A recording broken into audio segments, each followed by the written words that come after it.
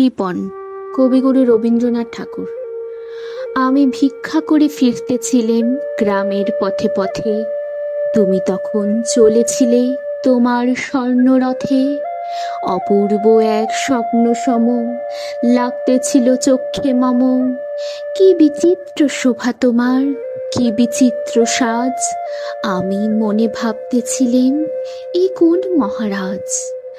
আজি শুভক্ষণে রাত পোহালো, ভেবেছিলেম তবে আজ আমারে দাঁড়ে দাঁড়ে ফিরতে নাহি হবে। বাহির হতে নাহি হতে কাহার দেখা পেলেম পথে।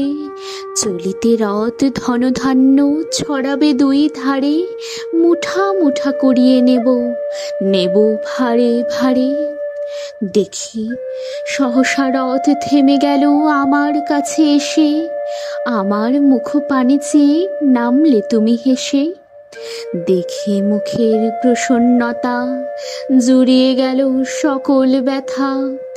হেনকালে কিসের লাগি তুমি অকস্মাৎ আমায় কিছু দাও গো, বলে বাড়িয়ে দিলে হাত।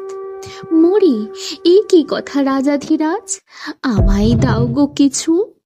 শুনে ক্ষণকালের তরে রইনু মাথা নিচু। তোমার কি বা অভাব আছে ভিখারি ভিক্ষুকের কাছে, এ কেবল কৌতুকের বশে আমায় প্রবঞ্চনা। ঝুলি থেকে দিলেম তুলে একটি ছোট কণা।